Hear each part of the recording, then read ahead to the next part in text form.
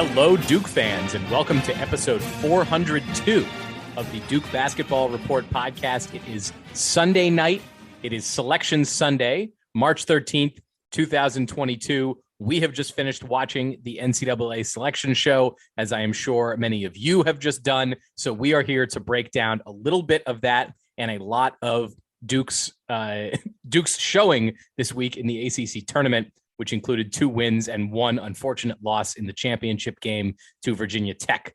I am your host for this episode. I am Sam Klein. I'm sorry that I haven't been here for the last couple episodes. I missed our big episode 400 with Kenny Denard, which was awesome. And I missed Jason getting to do his solo reaction to his first game in the ACC tournament. But we're all back now because it is Selection Sunday. We all have to be here for this. Jason Evans, of course, is here. You just heard him singing for some reason. Jason, good evening, sir. How you doing? Doing pretty good. You know, one thing that I've really noticed, and I'd like to say that I am above it, but I am not, is how much a win or a loss just sends you either into the stratosphere or swooning. The number of Duke fans I've encountered or I've read about on Twitter or on the DBR forums or whatever, number of Duke fans today who are like, forget it, we're going to lose in the first round. We suck. We have no chance. It's just unbelievable. And I think back to, it was merely a week ago, like right before the Carolina game, that I think I came on this podcast and I said, I've never felt more positive about this team's ability to win it all. And all of us, I think we're feeling that way. It's just, the sways, the ups and downs. It's kind of crazy, man. We got a lot of emails, I feel like, over the last day, like more emails than we typically get about reactions to the game. And I think that is fueled by people being, like overly upset and emotional about this ACC tournament loss. Duke's biggest loss of the season, it turns out, heading into the NCAA tournament, which I'm sure we're going to discuss now, is probably not the best indicator. Donald Wine is also here. He's been quiet so far. Donald, you are back home as I am. How are you? I'm actually not back home yet. I am in Omaha, Nebraska. I will be back tomorrow. But first off, happy Detroit Day to everybody out there. March 13th, 313, the area code of Detroit. You guys can't see it on the podcast, but my friends here can see it. I'm wearing a Detroit hat to celebrate the occasion. But yeah, it's a weird day, right? It's Selection Sunday. It's one where we've had a lot of expectations. And at the same time, as Duke fans, we've had to kind of deal with how we're feeling entering this tournament. It's a lot different than what we were feeling maybe 8 days ago. Normally, I think we would do all this in chronological order, typically when we lay out the features on this show. Today, I think what we're going to do is start by talking about the NCAA tournament bracket just for Duke. We'll do another episode. I think tomorrow we'll be able to, we're trying to put this out Sunday night. We'll have another episode Monday night where we break down, the whole bracket, sort of our thoughts about not just where Duke is seated, but where everybody else is seated. For tonight, I want to just focus on where Duke is because I want us to leave plenty of time to talk about the results of the ACC tournament. So why don't we start there? Duke is, as the bracket came out just about an hour ago for Duke, Duke is the number 2 seed in the West region, which means that if they reach the Sweet 16, they'll be headed to San Francisco, home to a number of Duke fans, a lot of folks that I know, and I'm sure folks that you guys know too, who are Duke fans out on the West Coast, hopefully would be able to see the Blue Devils in person at the Chase Center for the Sweet 16 and or the Elite 8. But to get there, Duke has to first get through the number 15 seed Cal State Fullerton, the champions in the Big West Conference. And Duke also has to make it through the winner of the 7-10 matchup between Davidson and Michigan State, 2 programs with which Duke has some history, which will be interesting either way. Those games, as we predicted, will be in Greenville, South Carolina. So one of the things I'm sure we want to talk about is the specific location selection for Duke between Greenville and San Francisco and the implications of that. But Donald, I'll let you go first. As far as Duke's path to the Final Four goes, by the way, to get through the Elite 8 and the Sweet 16 next weekend, potentially, the other 2 top teams in the bracket, of course, Gonzaga, number 1, and Texas Tech, the number 3 seed. So those would be the likely opponents for Duke should they reach the Sweet 16 in the Elite 8, although certainly not guaranteed. There are a lot of other great teams who are in this bracket. So Donald, break this down for me first. What do you think about Duke's path to the Final Four, be it the the geographies, be it the opponents, anything about this that sort of stands out to you? So me and a bunch of friends have been talking about where we could be placed basically all day since the game ended last night. And it was anything from being a 2 in the East to a 3 in the West. And I was not going to be shocked or surprised at anything between that. So getting a 2 seed in the West is great. It sets us up actually kind of nicely. But I will say this is going to be a tournament where we're going to be tested by a lot of teams who are older and more physical. Two types of qualities in teams that we haven't really been doing well against so far this season. So it's going to be a tough path in that regard. Having said that, I do like kind of the matchups, right? Like Sparty is not that great this year. Obviously, they're physical, and Tom Izzo can win any game that he coaches in. So they will be a tough out. Texas Tech is an old team that's very physical. They'll be a tough out. And then, of course, if we can get to the Elite Eight, it's a potential rematch against Gonzaga. I know I was at that game in November in Las Vegas, probably one of the best games this season in college basketball. So I'm sure the committee took a look at that when it came time to the storylines and setting that up. But I'm actually kind of, I won't say I'm super excited about this bracket, but I'm not in the doldrums about it either. I'm kind of right in the middle. This is going to be a tough bracket, but it's a doable one because as we've experienced over the last week and a half and really all season, there are a lot of good teams in college basketball, but there are no great ones, in my opinion. Yeah, it's sort of interesting to me as I look at it that Duke's already beaten their number 1 seed in this region in Gonzaga. Of course, Gonzaga has a little bit of the geographic benefit of being in San Francisco on the West Coast. But as I said, it's not like Duke is lacking in a fan base out specifically in that metro area. Jason, what else are your reactions to this bracket reveal? And maybe talk a little bit about exactly where Duke ended up as the number 2 seed in the West, sort of relative to a lot of other teams, because as we're going to talk about with the ACC tournament, it's not like Duke put on the best showing in this last week of the season as the committee was putting the brackets together. So I think that it is easy to sort of fall into the trap of, oh, Duke lost their last game, and so that knocks them down a peg. Oh, Duke lost to North Carolina a week ago. That knocks them down a peg. I was not surprised to see Duke get a 2 seed because the committee consistently tells us that they look at the totality of the season. They don't look at, oh, how are you playing in the, the week before the bracket came out. And I think over the totality of the season, it's pretty easy to see Duke as a 2 seed. I know there are people out there who think Duke should have been a 3, but I'm frankly not surprised that we got a 2. And the other thing to point out is there is not another team in the field. I'm going to repeat this. There's no one else in the field that has a pair of wins as good as Duke's wins over Gonzaga and Kentucky. And when you think about the fact that Duke has those 2 neutral court victories under their belt, I know it was a while ago. It's easy to sort of forget about that in the fog of the ACC season that we went through. But when you think about those victories, this is clearly a team that can beat anybody. And I think that the NCAA selection committee had finalized a lot of stuff with the top seeds prior to, even the conclusion of the Duke Virginia Tech game. I really suspect that they sort of had Duke pegged as the number 2 fairly early on. And the fact that we lost to Virginia Tech didn't change anything.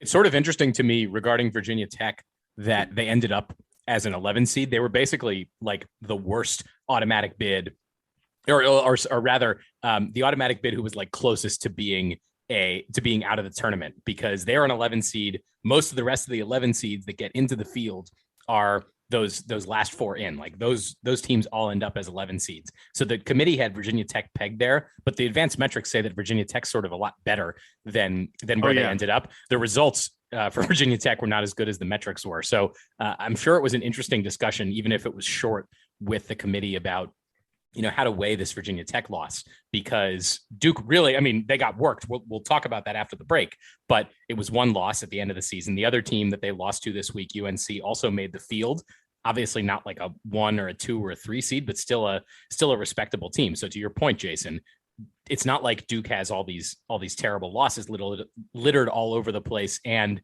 also to your point, Gonzaga and Kentucky are great wins for Duke. That's the number 1 overall seed. That's one of the best 2 seeds in the tournament. So it kind of makes sense that Duke ended up there. Jason, anything else as we look ahead? I know I said we'll do a fuller bracket preview tomorrow for the rest of the field, but any thoughts on the matchups that Duke faces either this week or potentially next? Yeah, so I'm not going to go into next week. I think, guessing about, oh, will it be Texas Tech? Will it be Alabama? And then, oh, we're gonna face Gonzaga for sure. Something like that. It's so far down the line. I want to focus on the mini tournament that is the hopefully 2 games that happen in Greenville, South Carolina for Duke. And I actually think I kind of like the Michigan State Davidson matchup for Duke. There are worse 7-10s that we could have. Look right across the bracket. Ohio State and Loyola of Chicago is a 7-10 game. I would want no part of that game. I'm not saying that it's gonna be easy or anything like that, but Michigan State and Davidson, like in the advanced metrics, they don't grade out that super high. And they're both like around 40 or so in the metrics. Like Michigan State, if you look at Ken Pomeroy and the other folks, they're overseeded at a 7. And I just feel like this has been a struggle for Duke lately, but I sort of like our path to get to the Sweet 16. We're going to get into a lot more depth on it in just a little bit, but my immediate takeaway is I'll take it. This is not a bad draw for Duke. Yeah, and if you look at the top 4 in that bracket, right? Gonzaga, the number 1 overall seed. They get Duke, which is rated according to the seedings that they had. They're the worst number 2 seed. Texas Tech was the worst number 3 seed, and I believe it was I'm blanking on who was the 4th seed, but they're also one of the weaker ones. Arkansas, weakest number 4 seed. Yeah. So in that regard, yes, this bracket can open up quite quickly for Duke, and it could be a favorable thing. But keep in mind this: yes, the last 8 days have not been great for Duke basketball, but we still have, again, like Jason said, 2 of the best victories that anyone has in college basketball this year against Gonzaga and Kentucky. We also have a team that basically ran the table in the ACC, was the flag bearer for the ACC, one of the best conferences in college basketball. And we're the most generous team in college basketball because instead of getting 4 teams in, the ACC got 5 because we decided to take a night off last night against Virginia Tech. Because as it stands, that 11th seed means that Virginia Tech was not going to be in this tournament. Same as Texas A&M, who made their conference final, barely lost, and it was on the outside looking in. That would have been Virginia Tech's fate if they had not won last night. So good on Duke for being generous. The one really interesting thing about Duke's placement, as I said, we thought that Duke was going to end up in Greenville. There weren't a ton of other 1s and 2 seeds that seemed very likely to get that first round placement over Duke. It is interesting that there's another number 2 seed there, which is Auburn. I hadn't quite considered that the Tigers were going to end up there, but as I look at the 8 teams that are placed in Greenville, I don't see other ACC opponents that bring lots of fans to the games. No offense to Miami, Donald, but North Carolina's not there. Virginia's there. Virginia Tech's not there. That being said, the one team that is there that Duke might play in the second round, who has the fan base and, by the way, has the campus right down the street, is Davidson. Davidson is in Charlotte. Greenville, South Carolina is basically a suburb of Charlotte, if you are unfamiliar with the geography there. So I would not be surprised if Davidson is the most represented program at this thing, even if they're just Davidson. Auburn's going to bring a lot of fans because they have a very passionate fan base, and it's not like Auburn's that far away. But relative to Duke's usual first weekend in the tournament, being like near where UNC is also placed, you're not gonna have the Carolina fans there. You're not gonna have the Virginia fans there. You're not gonna have NC State fans there. None of those guys are gonna show up.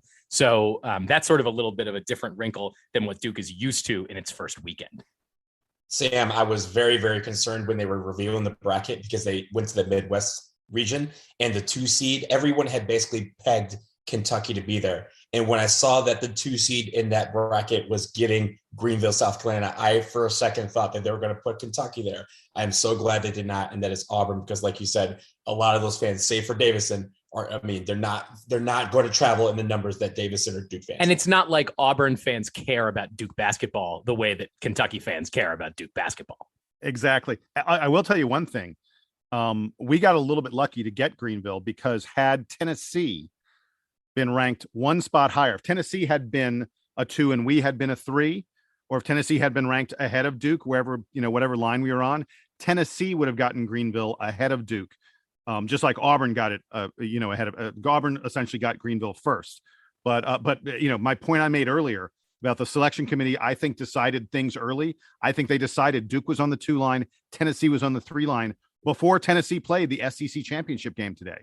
Because really, I think if you waited another day or two to do this field, probably are putting Tennessee on the 2 line. They were pretty darn impressive in that SEC tournament. And this is why the ACC moved their final to Saturday night once the Big East gave up that time slot, because this was a position that we're always in when the selection show happened, and they wanted to not be in that position ever again. So now they had a whole night to stew over where to put Duke, and they had like 20 minutes to put where Tennessee was going to fall. Considering we said we were going to do our NCAA tournament bracket show tomorrow, we're doing a terrible job of not doing it now. Don't worry. We have so much more to talk about then. Guys, let's take a quick break. When we get back, we have to discuss the actual performance that Duke turned in this week at the ACC tournament. So stick around.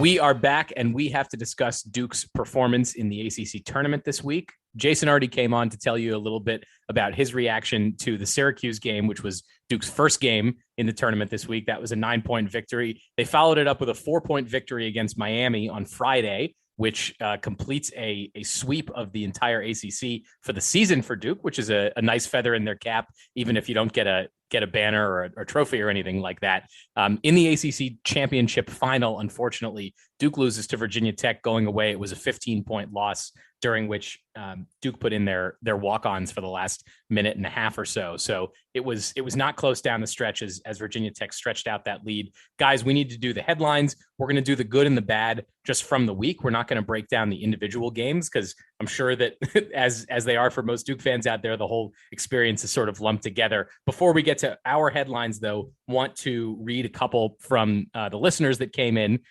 We got one from listener Christine, who said 2 storms, 1 storm outside and 1 storm inside for the final against Virginia Tech, where Storm Murphy was such a key part of the game.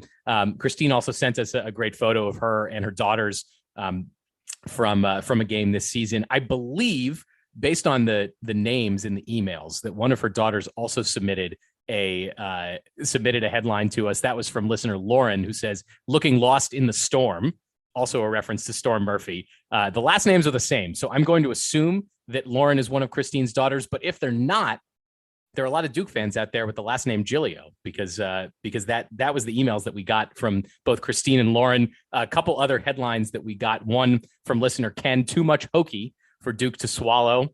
That was again in reference to the ACC tournament final. Listener Jonathan, who is always great at providing headlines, sent us: "Duke can't survive as Hokies out-hustle, outplay, and outwit the Devils." Finally, listener Tom sent us: "UKE missing the D in New York." That was in reference to Duke's defense maybe not showing up in that final and game.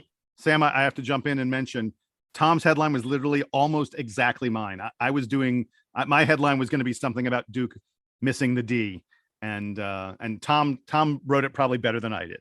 Yeah, so I'll share with mine as well, because I had Duke's defense can't hang with Hokies in ACC final. So I wrote that before I was sort of reviewing the emails tonight. Jason, give me the exact headline that you had. Once I saw Tom's, I stopped, because mine was literally going to be something along the very same lines that, Duke can't spell victory without D or something like that. And Donald, what did you have? I was on the same lines. Mine was Ooks Defense, the story and shaky ACC tournament performance. The defense is what we're going to have to talk about in the bad. But guys, let's do the good first, because Duke still leaves this week with a 2-1 record. They still get that win against Miami, which is the one team in the ACC they hadn't beaten yet this week. And despite the big loss to Virginia Tech, maybe some signs of further development for the Blue Devils. So, Donald, I'll let you go first. Give me a good from this ACC tournament performance from Duke.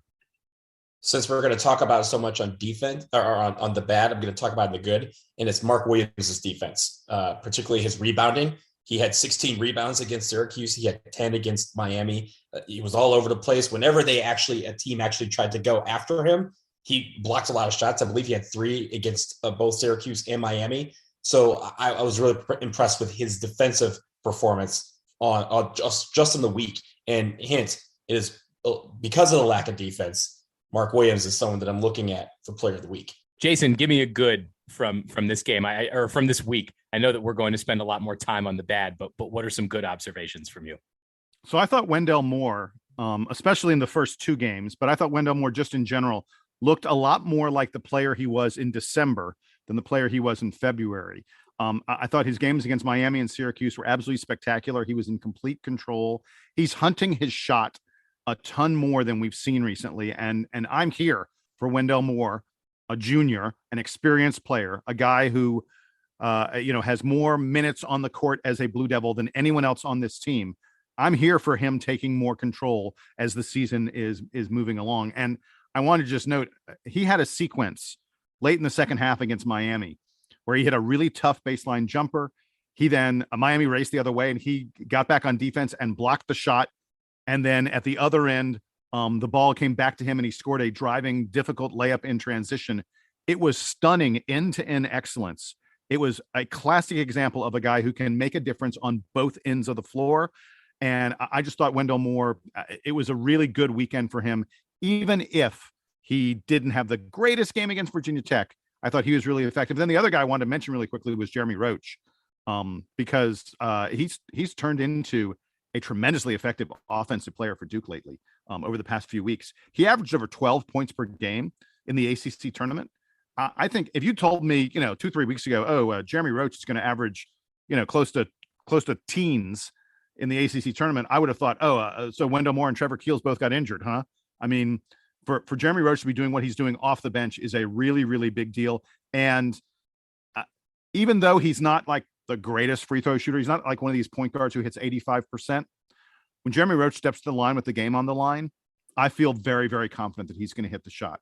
He's had in recent weeks some very clutch, important free throws, and I just love his poise. And I feel like this team needs to rely on its experienced players that, in the ACC tournament, arguably the guys who played the best throughout the entire tournament were, as Donald mentioned, Mark Williams, Wendell Moore, and Jeremy Roach. And I think those guys are talented enough to really begin to carry Duke a bit, even though we also need the freshmen chiming in. Jason, I love that you mentioned Jeremy Roach. That was the guy that I really wanted to highlight because I can't tell you how many times this season we've talked about him in the bad, where it feels like he's just a little bit behind the rest of the key rotation players at both ends of the court. This is not just an offensive thing. There were defensive moments for Jeremy Roach this season where he's letting guys get by him. He's getting caught on switches, and it feels like he's not letting that happen so much anymore. Not to mention, as you said, on the offensive side, where it feels like he's a lot more competent, even if he's not leading the team in points in any NCAA tournament game this season. He can have a huge impact now, and going into next season, he's going to be an essential part of the team, assuming that he's still around, which all signs point to him still being here. Yeah, and interesting. There was an interesting note. I think it was coming out of the Syracuse game, I believe, or maybe out of the Miami game. I forget. But Duke had a stretch of 6 games where 6 different players led us in scoring. I mean, that's amazing. That is the kind of balance. There's no other team in the country that can come close to that kind of balance. And Sam, if I can, there's one other good thing I wanted to mention, and I guess it should go in the good. But you can argue and say it's a bad, but I feel like it is worth mentioning and crediting our 3 opponents in the ACC tournament. I feel like all 3 of the teams we played, Syracuse and then Miami and then Virginia Tech, played among their best games of the year. I've seen enough of these teams playing that Duke was taking the best shot we could get from Syracuse, from Miami, from Virginia Tech. I mean, look, Jimmy Boeheim and Hunter Couture had career game, not just like, oh, this is a good game. Career games. Neither one of those guys has ever had a game as good as they played against Duke this weekend. And Cameron McGusty of Miami had his highest scoring game of the year. All these guys, they were hitting really, really difficult shots. And I know we're going to talk a bit about Duke's troubling defense. There's no way to get around the fact that Duke's defense was not very good this weekend. And I'm going to have some analytics for folks that are eye popping. I'm just going to put it that way. But I think part of what was going on was we saw three opponents led by three very good players playing like an order of magnitude better than they usually do. And to some extent, there's not a lot your defense can do when Cameron McGusty's pulling up from 18 and 20 and, with a hand in his face and he's draining it. There's not a lot you can do when Jimmy Boeheim is hitting and Hunter Couture are hitting the shots they were hitting. Maybe, sure, Duke's defense is troubling, but maybe it's not all Duke. So that's why I have this in the good. I think that unless we run into a team that is playing like a whole order of magnitude better than it's supposed to, maybe we're okay. I don't know. And Jason, we did that while really going through it as far as being sick. Half our team, it sounds like, had some sort of food poisoning or some sort of virus that spread through the team early in the week. They only practiced one time as a team before they went to Brooklyn for the ACC tournament. And it seemed like there's a lot of guys who were out there toughing it out with whatever sickness they were able to have. So hopefully they're all better, but I will give them credit for being tenacious and trying to fight through that to get to the ACC tournament final. Guys, let's transition and talk about the bad a little bit. And to start us off, because I know that a couple of the themes have sort of already come up a lot in the headlines and the discussion leading into this. I'm actually going to let listener Regina start us off. She emails us a good amount, so we appreciate that. And she had a great email to us late last night. So I'm just going to read a little bit from there, and then we can jump off of her conversation starter here. So she said, "Hi guys, please try to explain why this team is losing its mojo. Why is our defense worsening in March? As Twitter is asking, where is the floor slapping? How do you see the pros and cons of Duke switching 1 to 5? Additionally, there was a lot of talk in 2017 about leadership and how difficult it was for Emile Jefferson to lead from the front court. In 2021, we didn't have a captain. While we see this year's team gather for huddles, I don't always see Wendell, quote unquote, leading huddles. We heard about him being the voice of leadership in timeouts against Gonzaga, but we're not hearing about his and Joey's leadership now. I'm not blaming Wendell, but this is a team that seems to be in need of leadership in key moments. I wish this was a year in which Coach K would have been able to name a third captain after the season started, because that would have indicated that another player was stepping up a la Justin Robinson in 2019.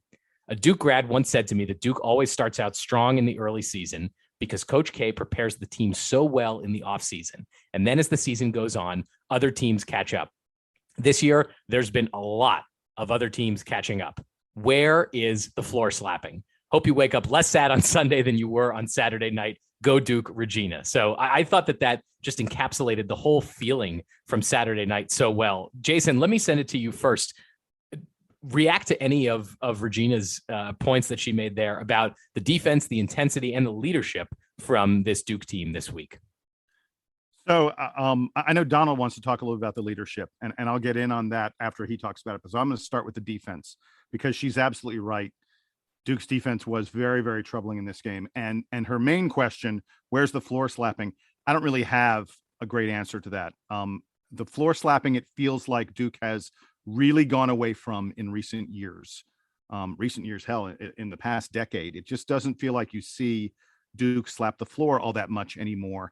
I've heard varying reasons for it. I've heard some people say that Coach K sort of wants the team to always be playing defense, not only focused on those possessions where they slap the floor.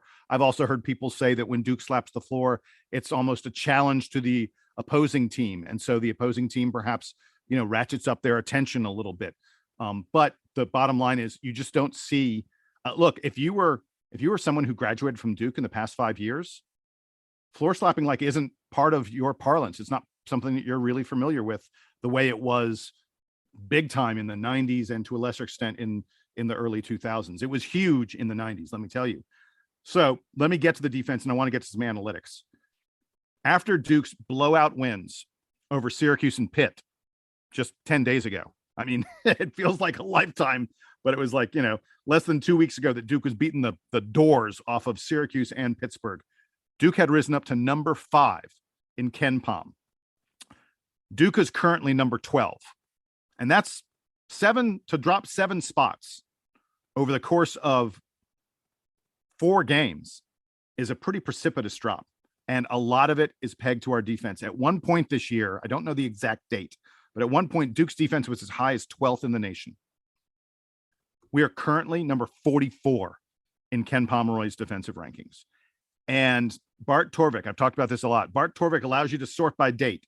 If you sort Duke from the Carolina game to the end of the ACC tournament, a bad stretch. But if you sort based on those dates, Bart Torvik says that Duke is 205th in the country on defense.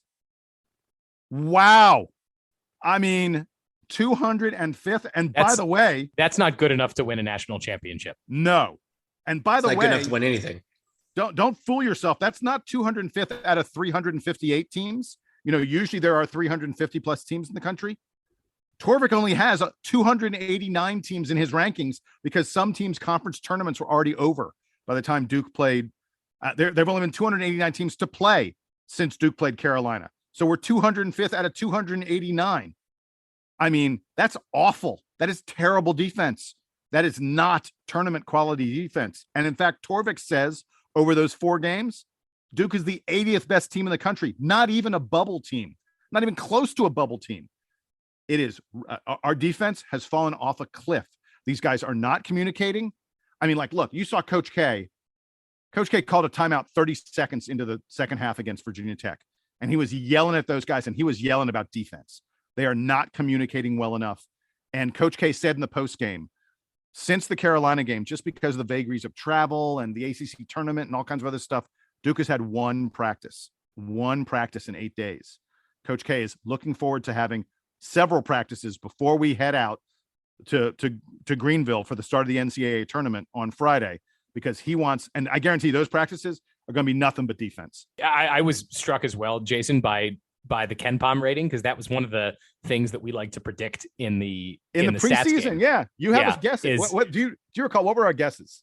I'm going to pull them up now. Donald, you're going to jump in for a second while I pull up the stats game predictions. I know ain't none of us around 44. No one was below like 15 or 20. No. But for me, I think, with the defense, it failed us in this tournament. And whether it's because, again, some of those guys were sick or what have you, but there has been a precipitous change in our defense and our defensive efficiency and just how we play defense in the last 12 days. Again, like you said, since the month turned to March, we're 202nd overall. And since the UNC game, we're 205th in adjusted defensive efficiency. That's not going to get it done. It just doesn't. But that leads me to the other part of what Regina was talking about, and that is the leadership. The leadership has been lacking because this goes to a higher debate, and we could talk about this for another hour. The debate last night was not necessarily around this game. It was about the one and done strategy and why Duke always recruits these players who are going to leave after a year. And there's a lot of people who think that we should be done with that strategy. I am here to tell those people to pump brakes for like 15 seconds and think about this. But the leadership aspect of things is what's missing. We have 2 captains. We did not hear from those 2 captains last night. We didn't hear about what they are doing to get this team ready. It does not matter how we could have 11 freshmen, but if someone's the captain, they need to step up and they need to say, hey, this is the ACC tournament. This is how teams are going to play us. We are going to get our best shot, and it's going to be 3 days and 3 games and 3 nights. If we want to win this ACC championship, here's what we need to do to win it. And we have to have guys that are going to be able to do that, because in the NCAA tournament, this is it. After this, if we can't lose no more, we're done. And if guys cannot get players and say, hey, look, this is how we need to play. This is how teams are going to come after us. We are the 2 seed in the West. And it does not matter because we are Duke. So whenever that happens, we might as well be the number 1 overall seed because we have Duke across our chest. And they need to understand that leadership is what carries people in national championships, not defense, not offense, not one and dones. It's leadership. because in some of these tight moments, it takes a real leader to step up and say, we need to do better. We need to be better, and to will these guys across the finish line. That's what I'm looking for this next week. Regina said that she doesn't want to blame Wendell Moore directly. I'll take a slightly more direct approach to this, which is that a lot of the value that Wendell Moore has demonstrated this year and a lot of the growth that he's shown, and some of, I assume, the reason that he's pegged as a first round pick is that he has that it factor, that he has demonstrated that at times this season. I am sure that NBA scouts are watching these tournament games for Duke and wondering, does Wendell Moore still have it going down the stretch? Because I believe that more than anyone else on this team, maybe Paolo Banchero, but I think more than anyone else, Wendell Moore's draft position is somewhat correlated with how far Duke goes in this tournament, because he can put the team on his back at both ends of the court. I don't know that he's demonstrated that as much as he would like in the last few weeks, but he has a huge opportunity here down the stretch. Look back at Grayson Allen's freshman season. He did not play much during the regular season. And at the end of the season, after he demonstrated his talent and his timeliness in that Final Four and in that national championship, you remember how close Grayson Allen was to leaving school after his freshman season? That is the kind of impact that Wendell Moore can have as a junior here. I think about, it's not exactly the same because he played so well throughout that season, but Nolan Smith as a junior demonstrated the same things. He made that huge leap, and he almost left after his junior year to go to the NBA. Before I throw it back to Jason to comment on this leadership a bit, guys, I need to come back in the conversation because I pulled up the stats game numbers. I was the most pessimistic about Duke as far as its defensive ranking at the selection show. I had them at 16. So I won the category. I had him at like 5, didn't I? I had him really high. Jason had him at 12. 8. Yeah, Jason had him at 8. Donald had 14. So it was tough. Duke did not live up to even our modest expectations of them on defense. Jason, I want to come to you to comment a bit more about the leadership situation on this team. All right, so really quick, by the way, on leadership.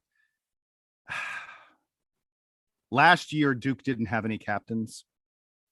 I don't think leaders are created. I think that a really great leader, it's innate inside you. I mean, look, we heard about Trey Jones being a leader, and Tyus Jones, for that matter, being leaders as freshmen from day one. And I think the fact that Wendell Moore was never named a captain last season sort of says to me that leadership is something that, he's tried, and Coach K probably has tried to get him to do it, but it's not something that comes to him innately. And so I'm not sure that Duke's ever going to find a really true great leader this season. Maybe, I hope so. And then the other thing I want to talk about related to leadership is experience.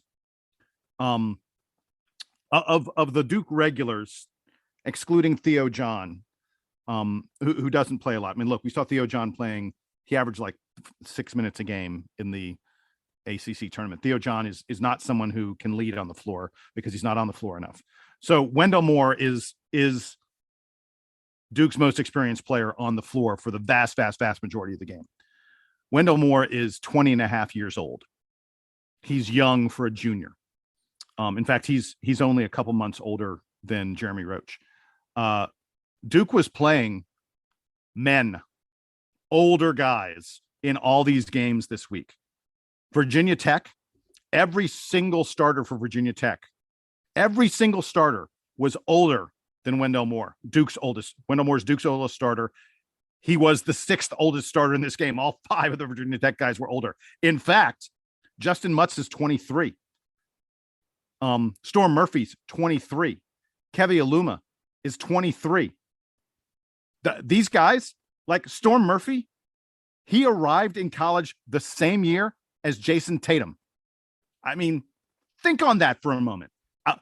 Cameron McGusty of Miami, who had a huge game against Duke, was also a freshman the same year as Jason Tatum. Cameron McGusty is 24. And this is not to make an excuse. This is for people to understand the reality, which is that in the NCAA tournament, Duke is going to be facing nothing but teams that are older. the advent of the fifth year, the COVID year, has changed the dynamic of college basketball this season and made it extra hard for freshmen and less experienced players, because they're not just playing against fourth year seniors, you're playing against fifth year seniors. In some cases, guys who are in their sixth year of college ball because they transferred or whatever, they took a redshirt year. And again, no more room for excuses. But one reason that Duke is struggling in the leadership department is all these other teams have way, way, way more experienced players than we do. So on the leadership thing, when I said my comments, keep in mind that they were not directed at just one person.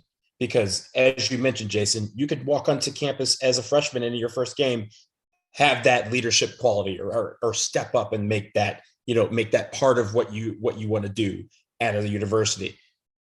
I'm calling out everybody, because on a team, you can have a team of 13 players, you can have 13 leaders, but we don't have any that are stepping up right now. Theo John can be a leader. Mark Williams can be a leader. Jeremy Roach can be a leader.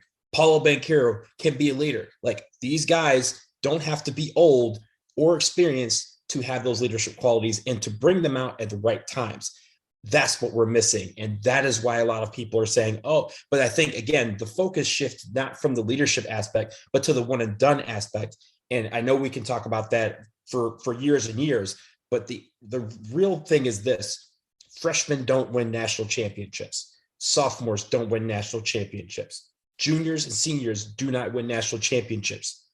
Teams with great leadership win national championships. You can throw everything else out the window. If you have a team that can lead and have leaders come from wherever amongst the ranks and everyone knows their job and position, you can have a balanced team and have a leader carry them all the way to the national championship. That's what I want to see Duke develop in the next 5 days. And we've seen Duke display all of that at times this season. Wendell Moore has been that guy. Paulo Banchero has been that guy. AJ Griffin has been that guy. A lot of these guys have demonstrated their ability to take over, to motivate other guys on the team. So I don't think that the pieces are missing. Duke still definitely can win a national championship.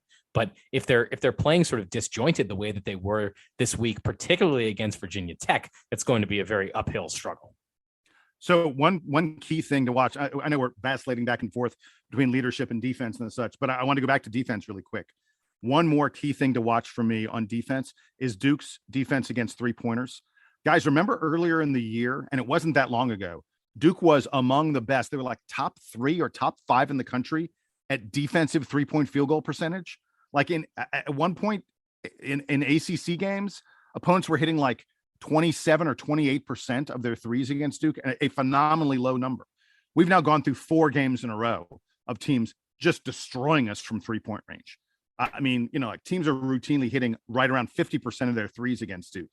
In fact, Duke has gone from, like I said, top 5 in defensive three-point field goal percentage. We're currently 64th in that.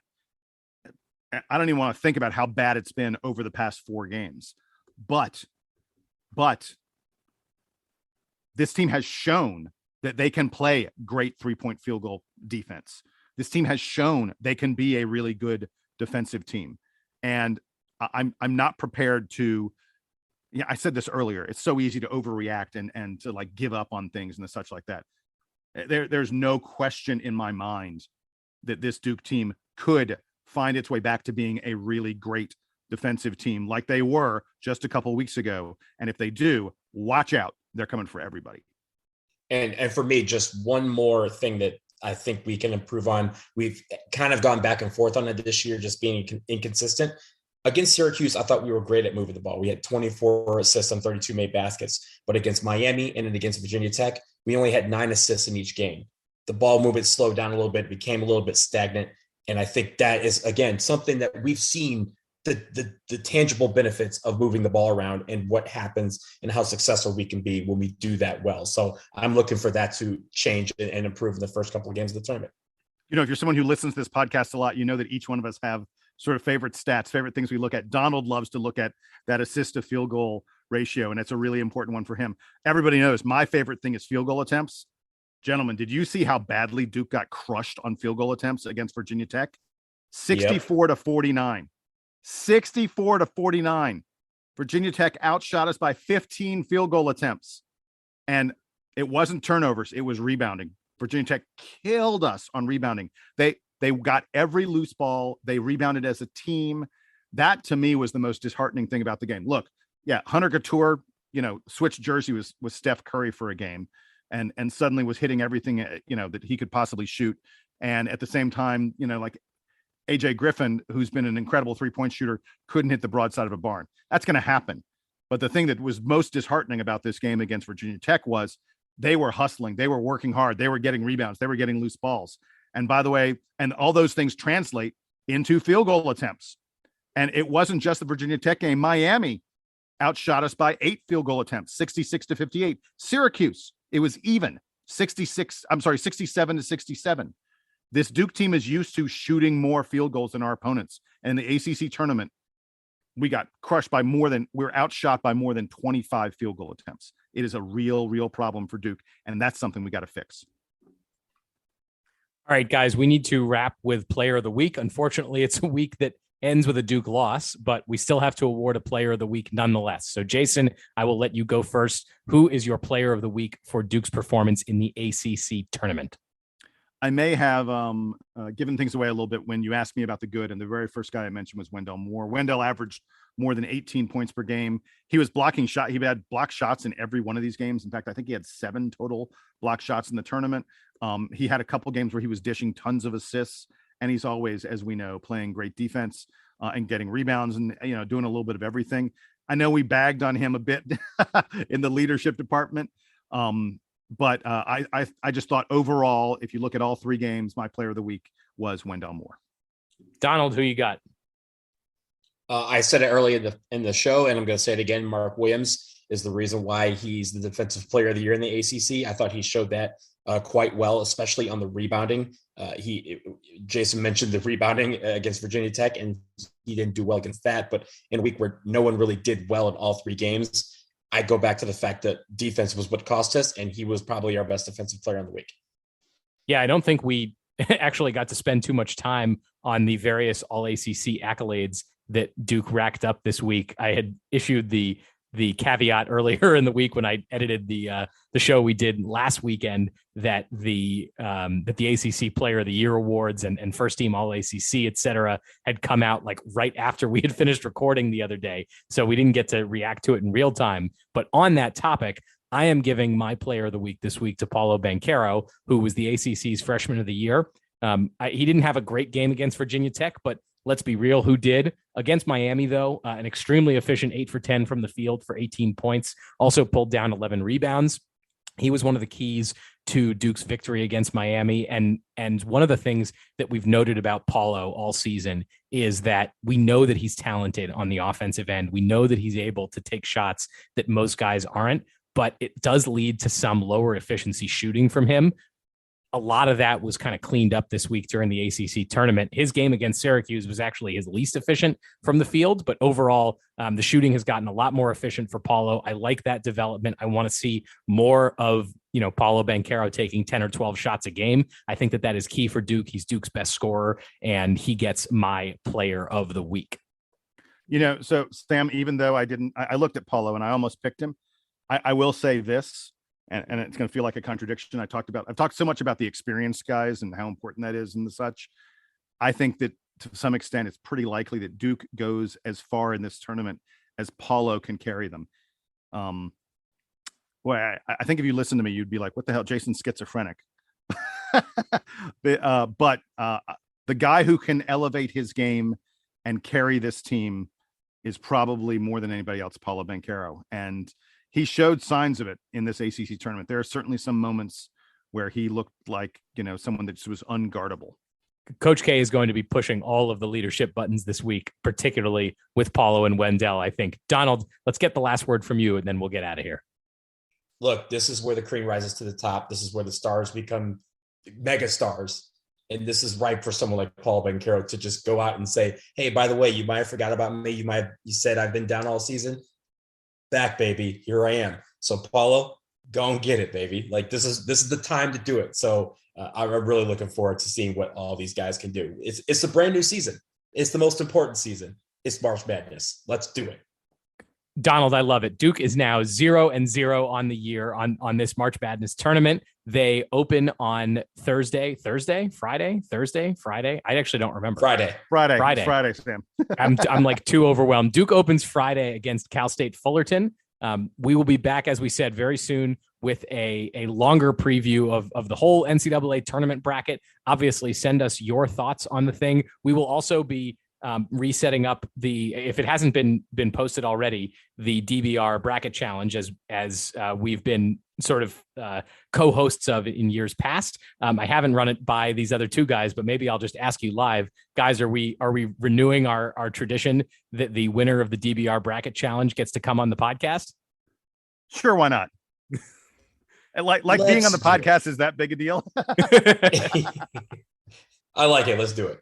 All right, great. So if you win the DBR bracket challenge, head on over to the forums to get all the details about that. But if you win the DBR bracket challenge, we will find a way to get you on the show sometime this spring or summer. You'll get to talk about how great your time watching Coach K was. So hopefully that's incentive enough for you to join that event. That'll be up there. We'll talk all about the tournament. We'll talk about Duke's potential path to the Final Four. We'll talk about everybody's potential path to the Final Four. But it is a great, exciting week for sports. Hopefully, folks can unplug a little bit and watch a lot of basketball. We will get out of here on that. For Jason Evans and for Donald Wine, I am Sam Klein. Stay in touch with us, dbrpodcast@gmail.com. We will talk to you again very soon. This has been episode 402 of the Duke Basketball Report podcast. Duke Band, take us home.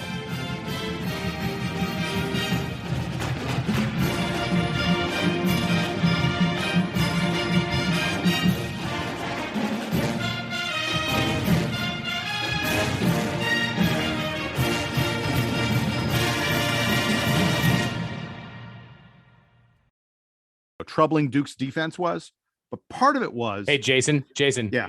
Can you go back? I accidentally stopped the recording. Can you go back and just? I know I clicked on I had the chat energy moving, man. I know. Just go back and start to where you were talking about the Miami player who had his highlight of the season.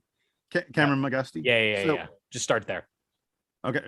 You sure you got everything else? It's back on now. Okay, good. The problem is that Zoom, when you click one of the buttons, it like moves all the other ones. So I tried to click the chat button twice and I had my mouse in the same place, but the chat button had moved and the recording button was in my way. So anyway, that is unfortunate. Okay.